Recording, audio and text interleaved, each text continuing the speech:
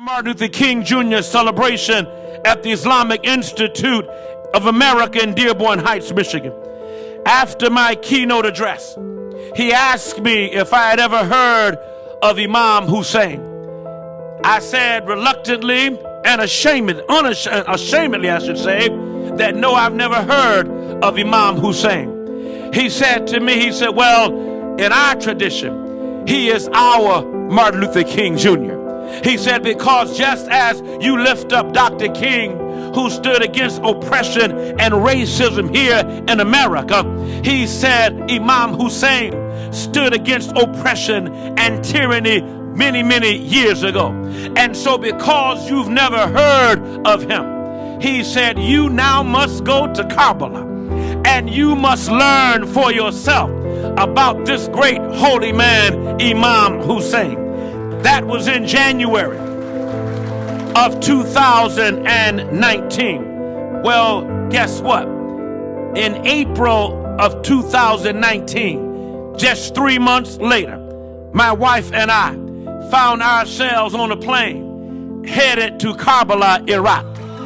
And there we were from April the 28th until May the 6th, 2019. And the rest is history. Yes, I could tell you about when I looked and saw the river Euphrates. I could tell you about standing there throughout Iraq. I could tell you about going to Najaf and seeing the largest cemetery in the world, the Muslim cemetery, the Valley of Peace. I could tell you about all of those things. I could tell you about meeting great sheikhs and great imams and great ayatollahs. But the thing that stood out the most was when I went to the shrine of Imam Hussein. When I stood there, I felt the very presence of God. I never shall forget when my wife and I stood there on the plaza and I saw thousands of pilgrims standing there, lining up and weeping and wailing, trying to get in to be able to touch that holy tomb. And I did not realize until I walked in exactly the feeling that they had.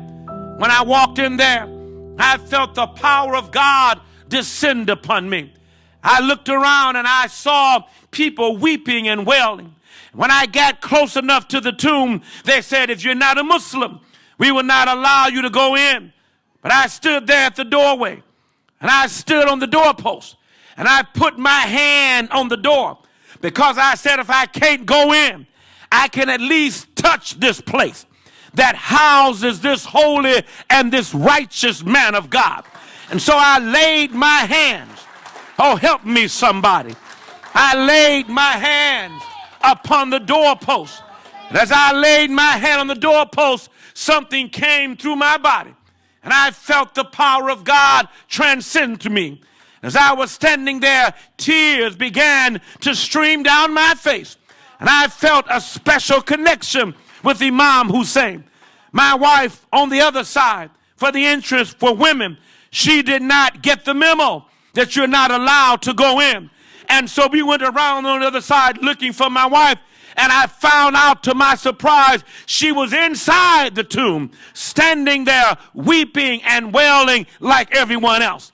When she came out, I said, do you not realize you were not supposed to go inside there? That's only reserved for Muslims. She said, I was drawn into the place and I had to go in and I had to feel the presence of God myself.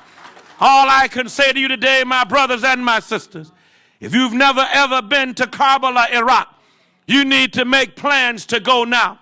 Because while there in Karbala, I never felt any fear. Before I went, there was a sense of fear as to what to expect in Iraq. Because all I had heard about was Saddam Hussein. All my church members had heard about was all the violence and terror there coming from Iraq. And the terrorists and the people there and all things in terms of Al-Qaeda. And yet when I got there to Karbala, I did not feel any sense of fear. All I felt was brotherhood. All I felt was a sense of godliness. All I felt was a great strong embrace from the Muslim people there in Karbala. They treated my wife and me as if we were dignitaries. They treated us with respect and they embraced us. And so I charge you today, those watching on YouTube, those in this room here in Somerset, New Jersey, make plans now. Go to Karbala. Make your pilgrimage there. And then you can feel exactly what I felt. Then you will experience exactly what I experienced.